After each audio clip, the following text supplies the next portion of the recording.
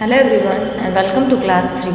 So students, today in this video we are going to do maths chapter of class 3 which is can we share.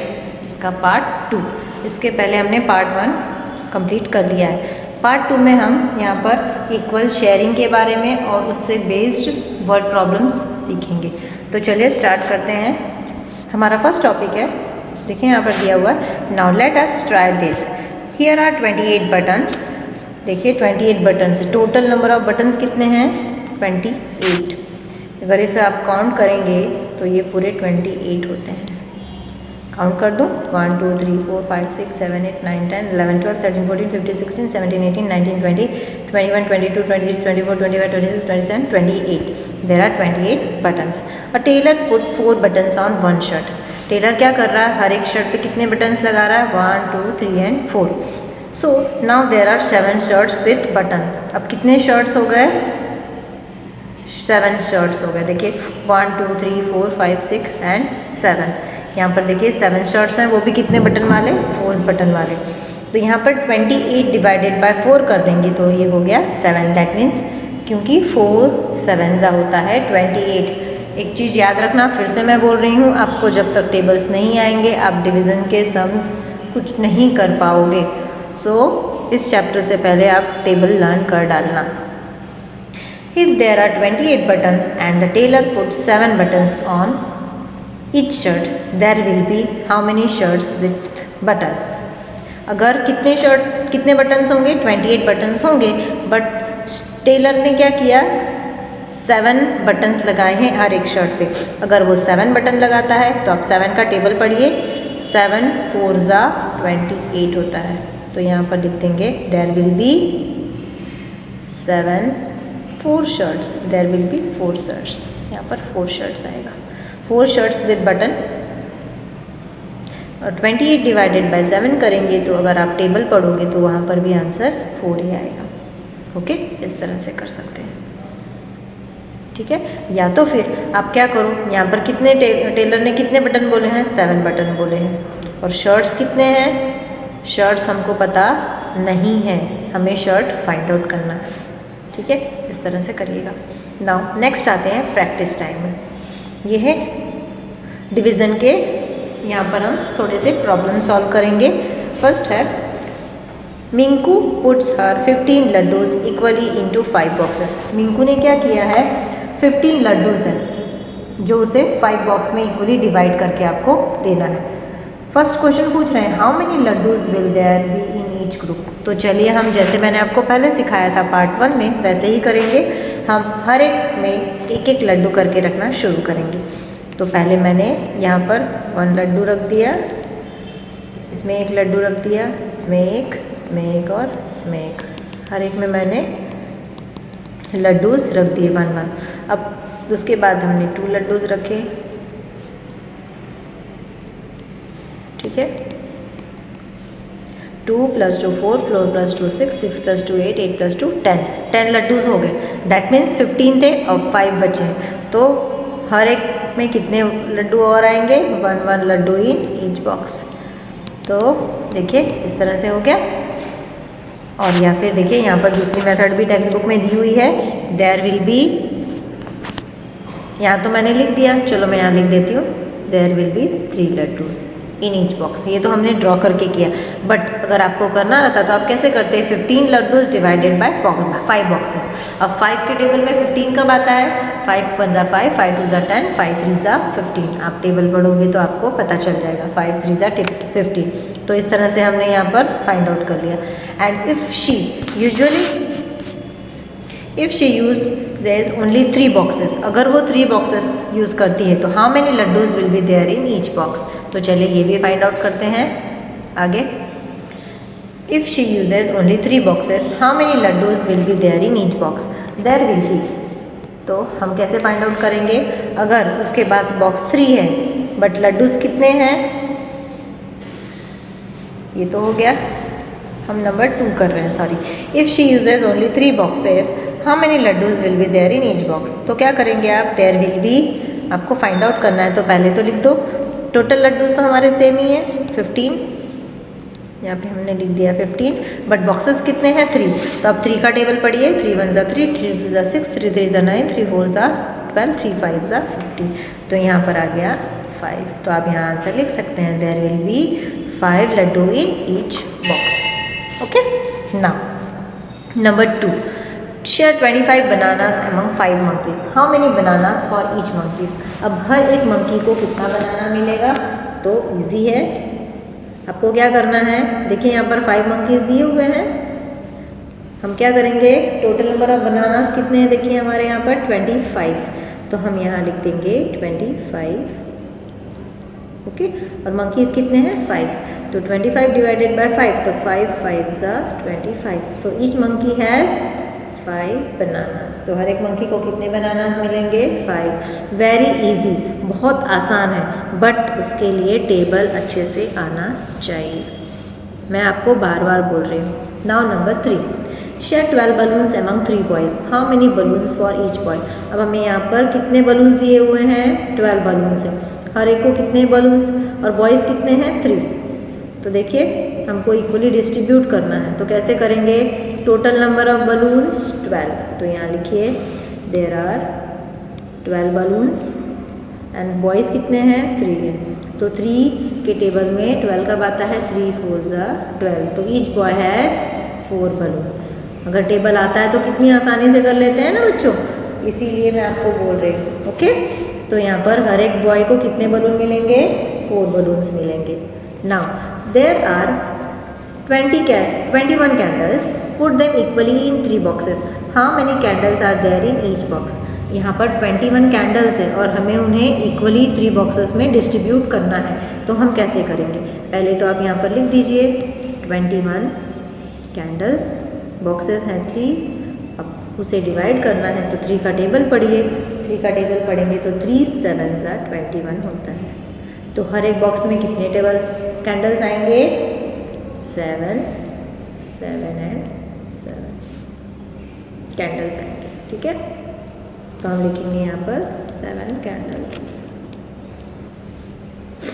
In this way you can solve this. Okay, now next है question 5, there are 18 socks, how many girls can wear these socks. कितनी girls हैं वो हमें नहीं पता है, but हमें यहाँ पर सॉक्स बताया है, कितने सॉक्स हैं, 18 सॉक्स हैं, total number of socks are 18। अब सबको पता है कि सॉक्स तो एक पैर में नहीं पहना जाता है, दोनों पैरों में पहना जाता है, तो ऑब्वियसली वन गर्ल वियर 2 सॉक्सेस, और गर्ल कैन वियर 2 सॉक्स, मतलब पेयर ऑफ सॉक्स बोलते हैं ना।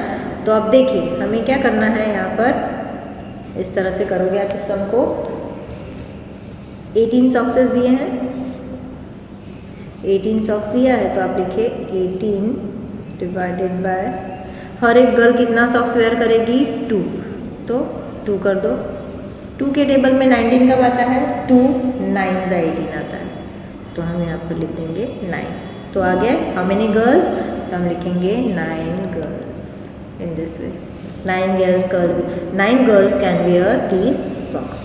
Okay, very easy to find out the answer. So we will write 9 girls can wear 18 socks.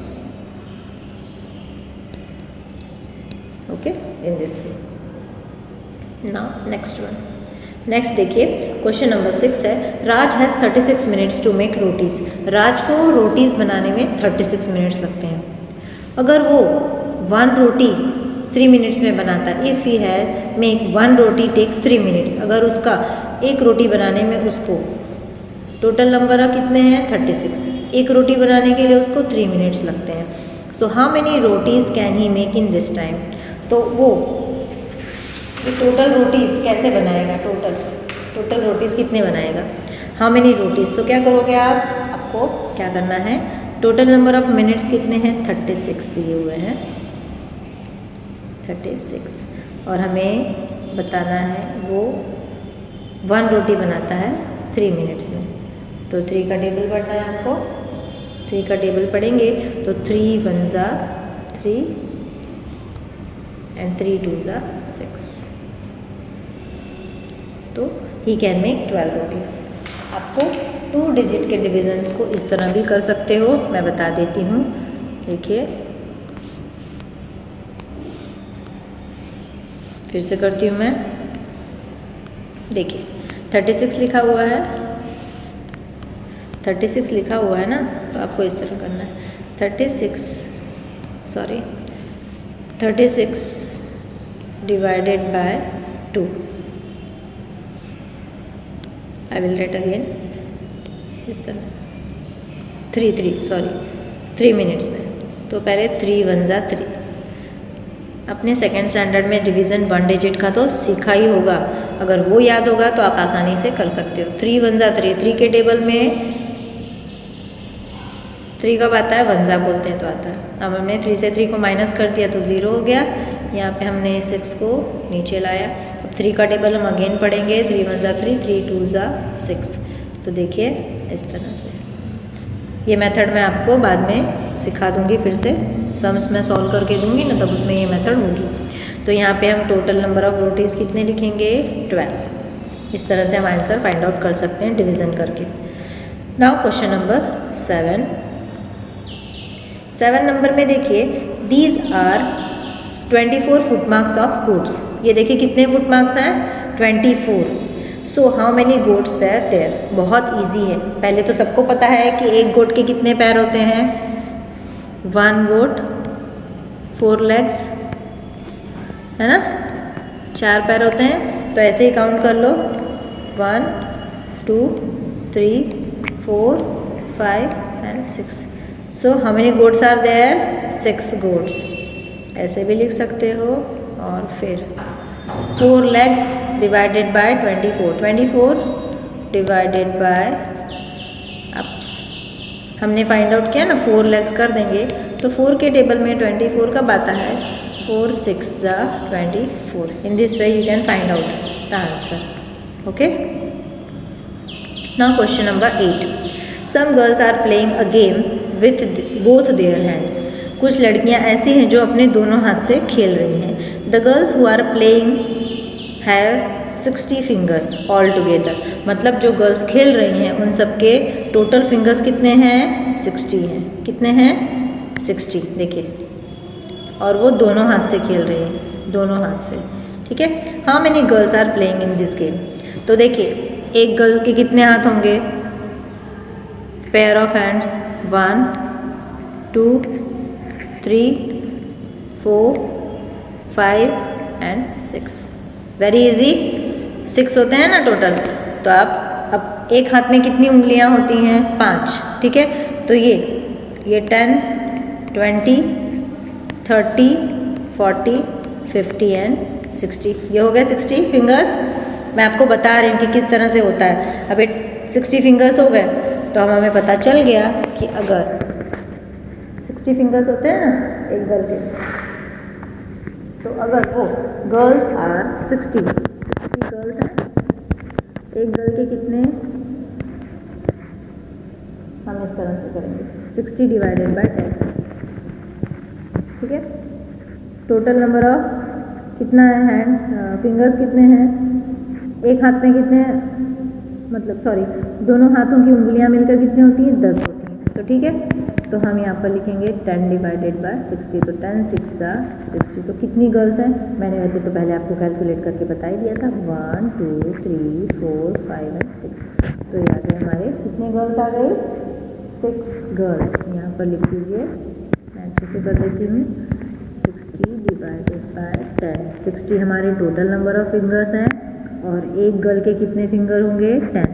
तो 6 girls. Okay, A girl has 2 hands having 10 fingers। आप ऐसा भी लिख दीजिए यहाँ पर लास्ट में क्वेश्चन के, Here a girl has hands having 10 fingers। Okay, very easy. In this way you can solve it।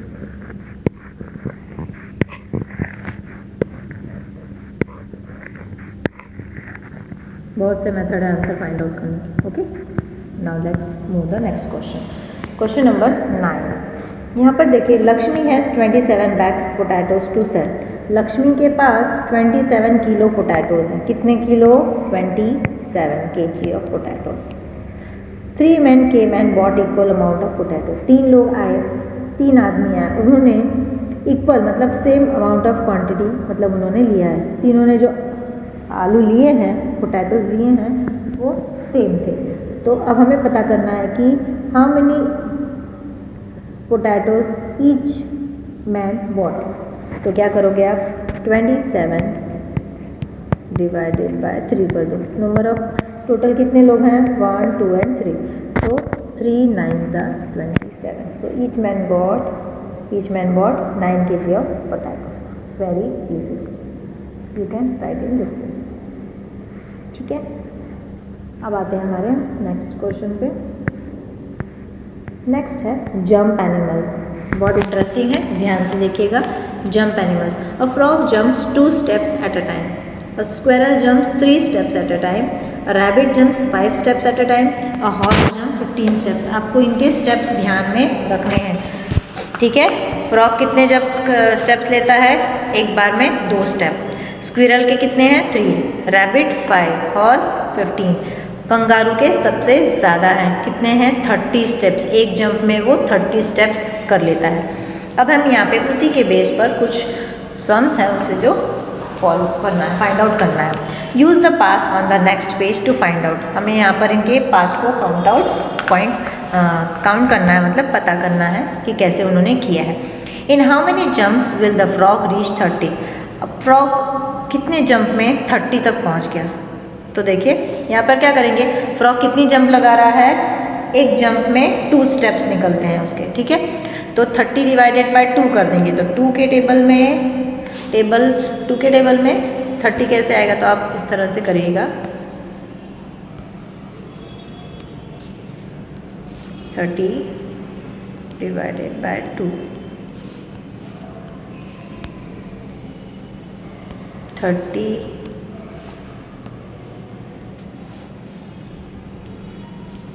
Divided by 2, 2 1 जा 2, तो 1 जा जाएगा, 2 2 जा 4 ज़्यादा हो गया, तो यहाँ हम लिख देंगे 1।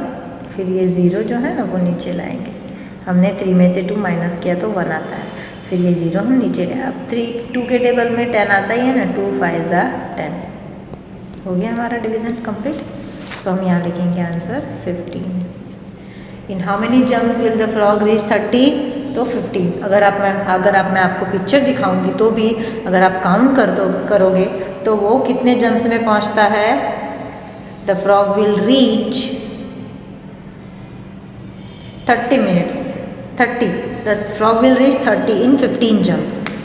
15 जंप्स में वो पहुंच जाएगा। ठीक है, तो आप यहाँ पर इस तरह से आंसर लिखना।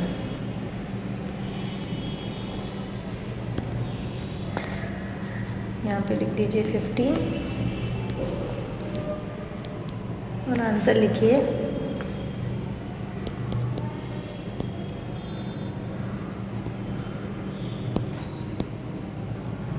Reach 30 in 15 jumps।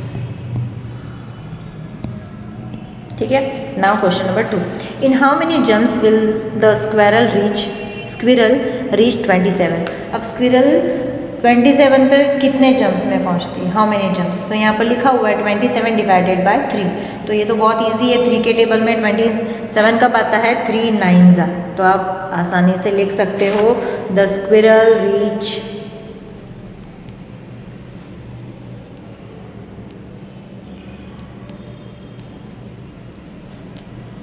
the squirrel will reach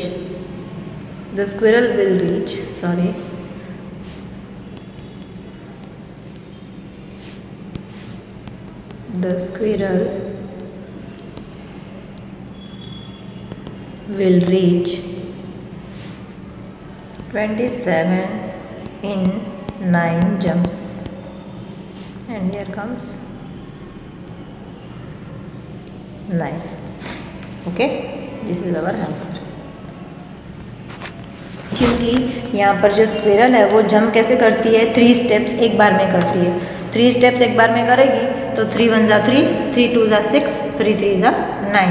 उसको सिर्फ 9 तक वो 3 स्टेप्स में ही पहुंच जा रही है, क्योंकि उसके एक जंप में वो 3 स्टेप्स कंप्लीट करती है। ओके, नेक्स्ट आते हैं। अब देखिए यहाँ पर जंप्स कैसे लगा रहे हैं ना, ये पिक्चर को देखकर भी आप कर सकते हो, कैलकुलेट करना नहीं आता है तो। ठीक है ना। Question number 3, which number will the kangaroo reach in 2 jumps. Which number, अब कौन से नंबर पर कंगारू 2 जंप्स में पहुंच जाएगा। तो हमने कंगारू की जंप काउंट की थी, कंगारू एक जंप में 30 स्टेप्स कम करता है। तो अब यहाँ पर लिख देना है हमको कि kangaroo will reach 60 in 2 jumps, क्योंकि 30 + 20 करोगे तो भी आंसर आपको मिल जाएगा। देखिए, एक स्टेप में 30 तो 2 स्टेप में 60, या फिर 30 × 2 is also 60। So kangaroo will reach in 2 jumps. इस तरह से करना है। नाउ क्वेश्चन नंबर, लास्ट में ये चीज़ लिख देना हमेशा कि a kangaroo jumps 30 steps at a time, क्योंकि एक टाइम में वो 30 स्टेप्स लेता है, तो इसलिए 2 बार में तो वो 60 तक पहुंच जाएगा। Who will meet at the number 15। Who will meet at the number 15। तो इसमें लिखेंगे हम स्क्विरल,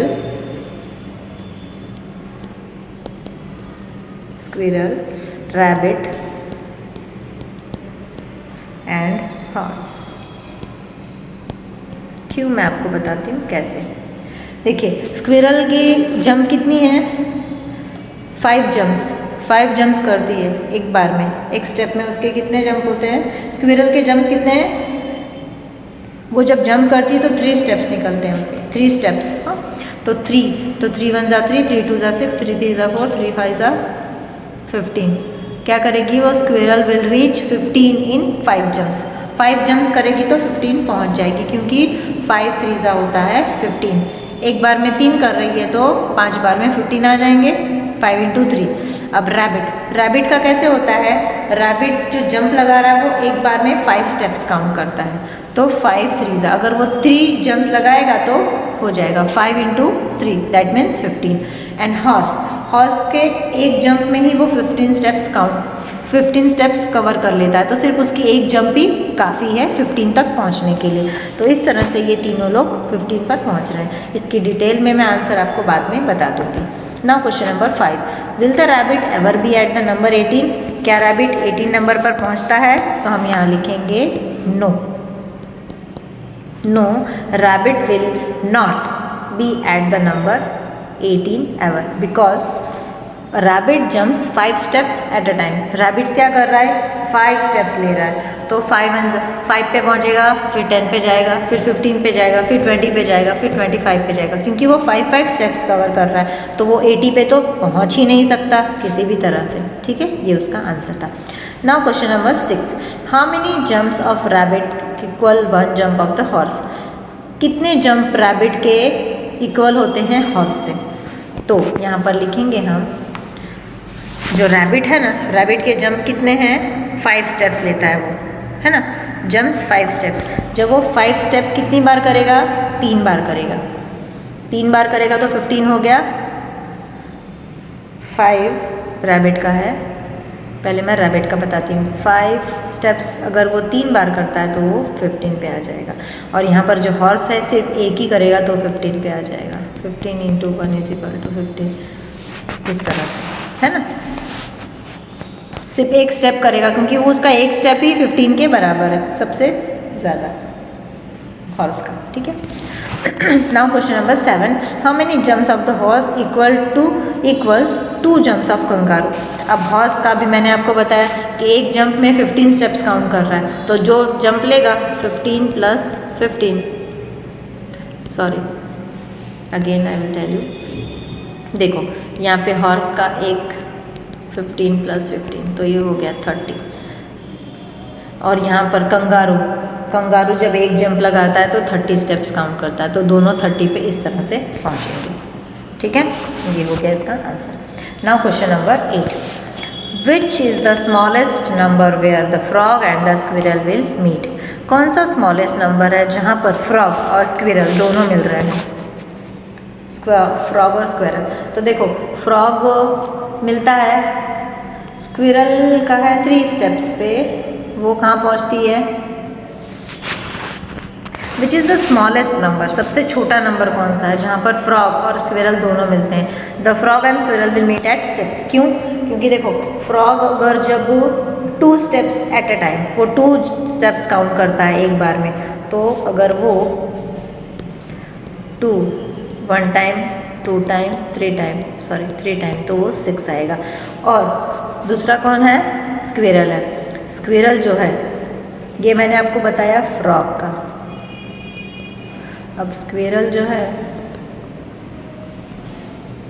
स्क्विरल का जंप है 3 स्टेप्स, 3 स्टेप्स लेती है ना एक बार में, तो 3 + 3, 2 स्टेप्स जाएंगे, 2 जंप लगाएंगे तो वो 6 पे पहुंच जाएंगे। मतलब ये सबसे छोटा नंबर है, विच इज़ द, तो यहाँ पर हम लिखेंगे 6। The frog and the squirrel will meet at 6 in this way। ठीक है, इसके 3 जंप्स लगेंगे, इसके 2 में ही वो पहुंच जाएगा।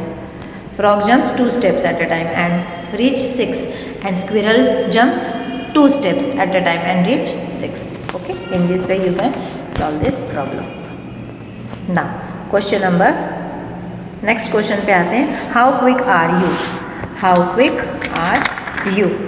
तो चलिए हम इसके भी फटाफट करते हैं। Divide into 2 groups of using, groups of 2 using 2 time table. बहुत आसान है, देखिए यहाँ पर उन्होंने हमें हिंट भी दी है। 18 divided by 2 is equal to होता है 9, क्योंकि 2 के टेबल में 18 कब आता है? 2 9 ज़ा, तो देखिए 2 9 ज़ा 18 हो गया। तो हमें बस यही बताना है, जैसा कि मैंने आपको अभी थोड़ी देर पहले बताया था वैसे ही। अब देखिए यहाँ पर टेबल आएगा बहुत अच्छे से, तभी आप कर पाओगे।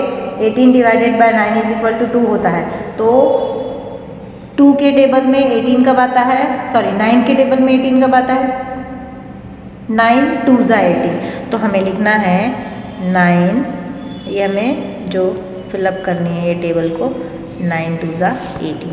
अब देखिए 16 डिवाइडेड बाय 2 लिखा है, तो 16 डिवाइडेड बाय 2, तो 2 के टेबल में 16 कब आएगा? 2 8 ज़ा, तो यहाँ पर लिख दीजिए 8 और फिर लिखिए 2 इंटू 8 इज इक्वल टू 16, 2 8 ज़ा 16।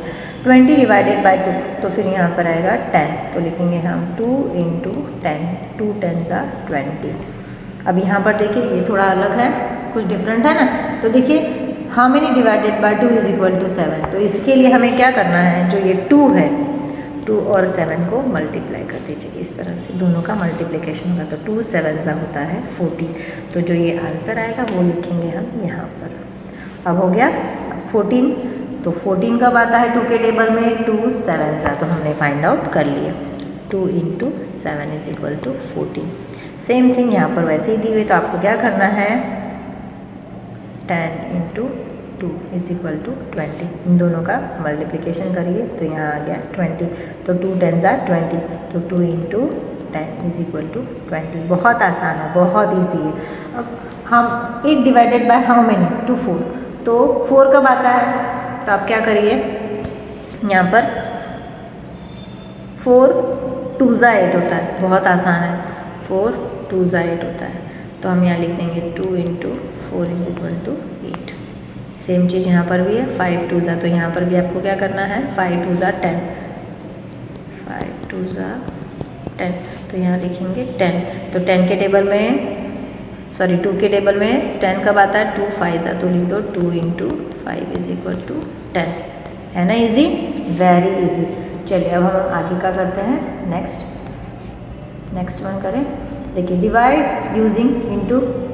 Into groups of 5 using 5 time tables and divide into groups of 10 using 10 time table. इस तरह से हमें ये करते जाना है। देखिए यहाँ पर आगे तक यही चीज़ें दी हुई हैं, तो चलिए मैं करती हूँ। पहले हम 5 का ग्रुप करेंगे, डिवाइड इंटू 5 ग्रुप्स ऑफ 5, तो 10 divided by 5 is equal to, तो 5 2 ज़ा 10, सॉरी 5 2 ज़ा 5 2 ज़ा 10 हो गया।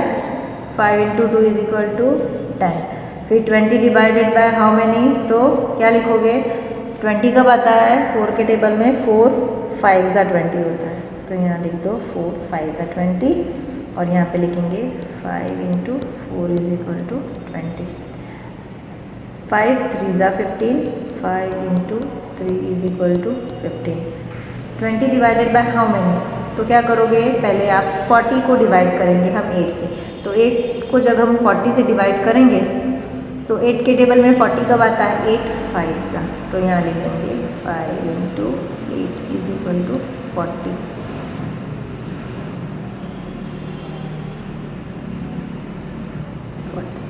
ट्वेंटी डिवाइडेड बाय 5, 5 4 सा, तो 5 इंटू 4 इज इक्वल टू 20। अब ये दोनों का क्या करोगे आप, मल्टीप्लिकेशन। 5 6 ज़ा होता है 30, तो 30 डिवाइडेड बाय 5, तो 5 6 ज़ा 30, तो लिखेंगे 5 इंटू 6 इज इक्वल टू 30। 5 5 ज़ा 30, 5 इंटू 5 इज इक्वल टू 25। 5 3 ज़ा 15, तो यहाँ पे आएगा 5 इंटू 3 इज इक्वल टू 15। 5 7 ज़ा, तो 5 इंटू 7 इज इक्वल टू 35। फिर 5 2 ज़ा 10 कर दो, तो लिखेंगे 5 इंटू 2 इज इक्वल टू 10। बहुत इजी है, ये तो आप खुद से कोशिश करिएगा। Divide you into group of 10 using 10 time table, ये आपका होमवर्क होगा, आप ये खुद से ट्राई करिएगा। Do it by yourself. Okay, next आते हैं पेज नंबर 176 पर। ट्राई दिस लास्ट क्वेश्चन है हमारा इस चैप्टर का। बहुत इजी है, अगर आप टेबल्स लर्न करते करते टेबल्स लर्न करो और फिर सॉल्व करोगे तो आपको बहुत मज़ा आएगा, आप एंजॉय करोगे इन सम्स को करने में। ठीक है, अब आगे चलते हैं। सेम चीज़ें हैं। 2 4, तो 2 2 ज़ा 4 होता है, 2 2 ज़ा 4 होता है, यहाँ पे 2 लिख दो। फिर 2 इंटू 2 इज इक्वल टू 4। एक मैं सॉल्व करूँगी, एक आप खुद से करोगे, ये आपका होमवर्क है, ये आपने खुद से करना है। दिस वन मैं एक सॉल्व करके बता देती हूँ। 14 divided by 7 is equal to 2, तो 7 इंटू 2 इज इक्वल टू 14। 6 3 2 ज़ा, तो लिखेंगे 3 इंटू 6 इज इक्वल टू 6। 7 2 ज़ा 14 होता है, तो 2 इंटू 7 इज इक्वल टू 14। 3 2 ज़ा 6, मल्टीप्लाई करना है यहाँ पर। 2 इंटू 3 इज इक्वल टू 6।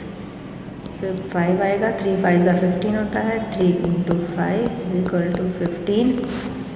8 4 ज़ा, तो 4 2 ज़ा, तो 4 इंटू 2 इज इक्वल टू 8। फिर 5 3 ज़ा, तो 5 इंटू 3 इज इक्वल टू 15। 4 2 ज़ा 8 होता है, तो यहाँ पर लिख देंगे 2 इंटू 4 इज इक्वल टू 8। फिर ये दोनों का मल्टीप्लाई करना है। 8 2 ज़ा होता है 16, यहाँ पे मल्टीप्लिकेशन करना है। 16 तो 16, तो 2 इंटू 8 इज इक्वल टू आता है 16। ठीक है, वेरी इजी, आप ये खुद से सॉल्व करिएगा। लास्ट में एक पज़ल है जो मैं आपको बता देती हूँ। क्या है वो puzzle? Divide the clock faces into 3 parts.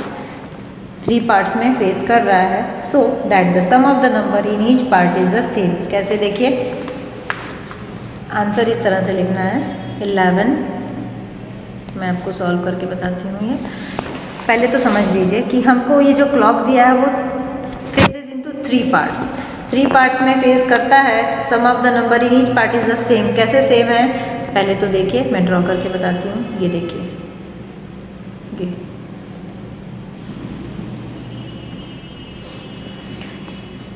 11 plus 12 plus 1 plus 2 is equal to क्या होता है? 26। देखो 11 12, ये दोनों इसको प्लस करिए, फिर इसको प्लस करिए, फिर इसको प्लस करिए, और फिर ये कितने हो गए? 1 2 3 4, कितना हो गया? अब ये 36 आया। अब देखो उसके बाद हमने क्या करना है?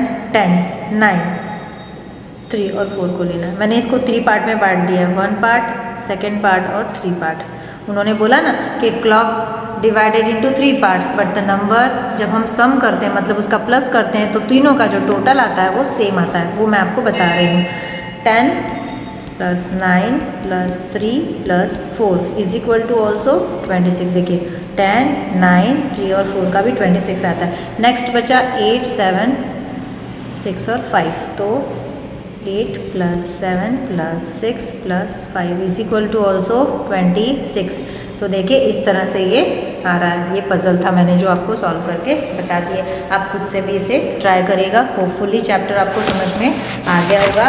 यहाँ पर हमारा ये चैप्टर 12 का पार्ट 2 कंप्लीट होता है। यहाँ पर हमारा ये चैप्टर भी कंप्लीट हो गया। ठीक है, तो हम नेक्स्ट वीडियो में फिर से मिलेंगे। आप खुद से कोशिश करिएगा इस पज़ल के साथ साथ, आपको पज़ल को तो सॉल्व करिएगा ही, बट आप टेबल भी अच्छे से लर्न करिएगा। टेबल लर्न करेंगे तभी आपको ये चैप्टर पढ़ने में और सॉल्व करने में मज़ा आएगा। ठीक है, होपफुली चैप्टर आपको समझ में आ गया होगा। Thank you students.